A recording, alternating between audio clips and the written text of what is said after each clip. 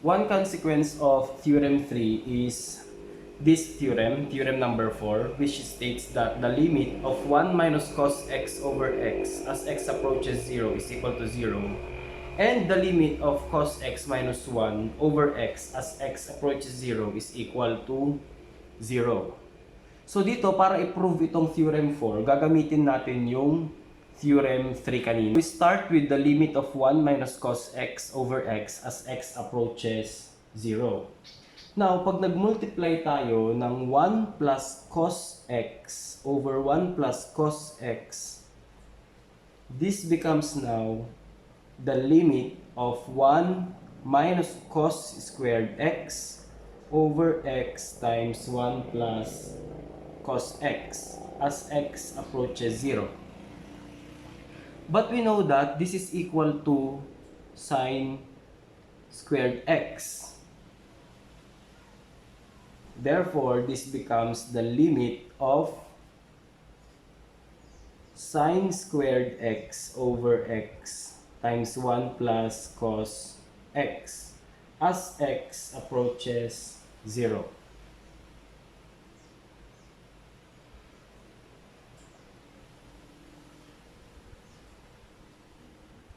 So, pwede natin actually paghiwalay yung sine squared x. So, this becomes the limit of sine x over x, para makuha natin yun, times yung isa pang sine x, denominator naman niya si 1 plus cos x as x approaches 0.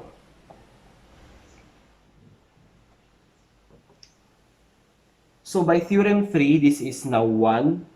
So, eto na lang ang problema natin. So, we have 1 times, ano ba yung sine x? Di ba 0 yun? Over 1 plus, ano yung cosine x? That is 1.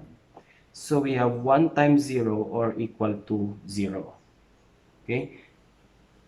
Therefore, the limit of 1 minus cos x over x as x approaches 0 is equal to 0. How about yung isa? Sabi niya kasi, yung limit ng cos x minus 1 over x as x approaches 0, 0 din. Paano nangyari yun?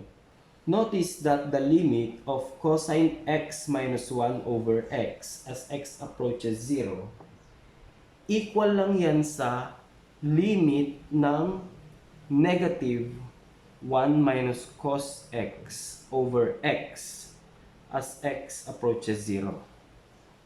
Diba? Diba, eto, yun lang yun, kung ilalabas natin yung negative. So, parang sinasabi natin na this is equal to negative of 0 or 0. Okay? Kaya, tama rin siya. So, let's evaluate the limit of 1 minus cos x over sin x as x approaches 0.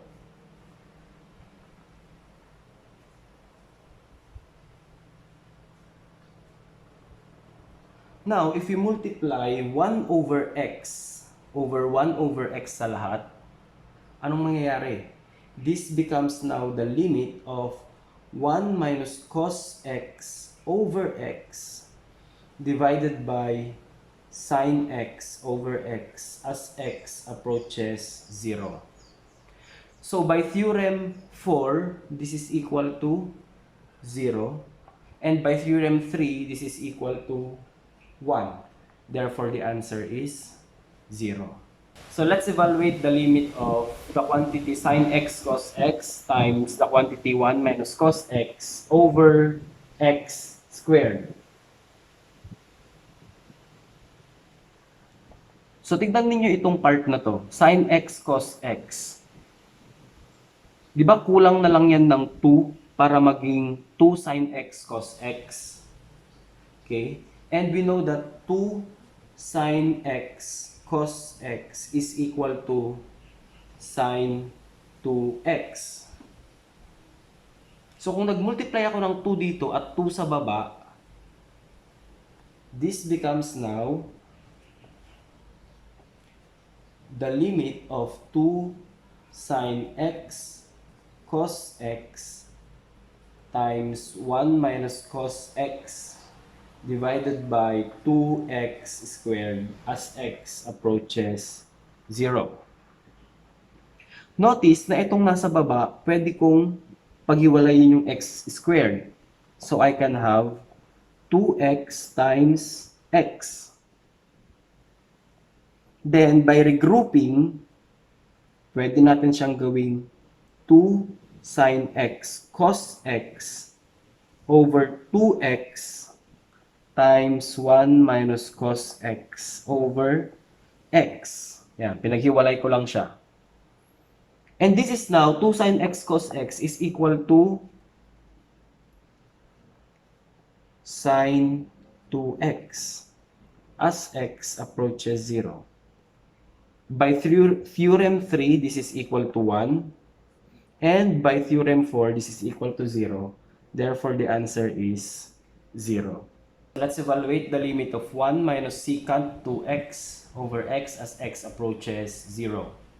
So we know that secant 2x is equal to 1 over cosine 2x. So we now have the limit of 1 minus 1 over cosine 2x over x as x approaches 0. Then we have the limit of cosine 2x minus 1 over cosine 2x divided by x as x approaches 0.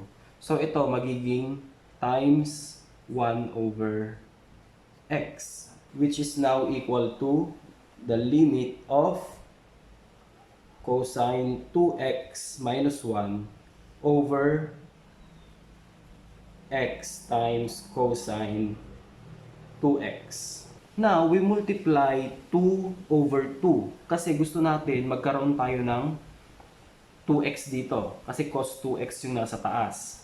So, we have the limit now of cos 2x minus 1 all over 2x cos 2x as x approaches 0.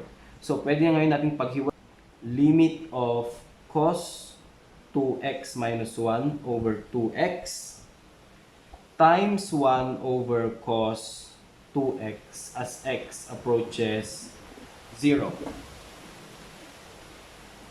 By Theorem 4, this is equal to 0.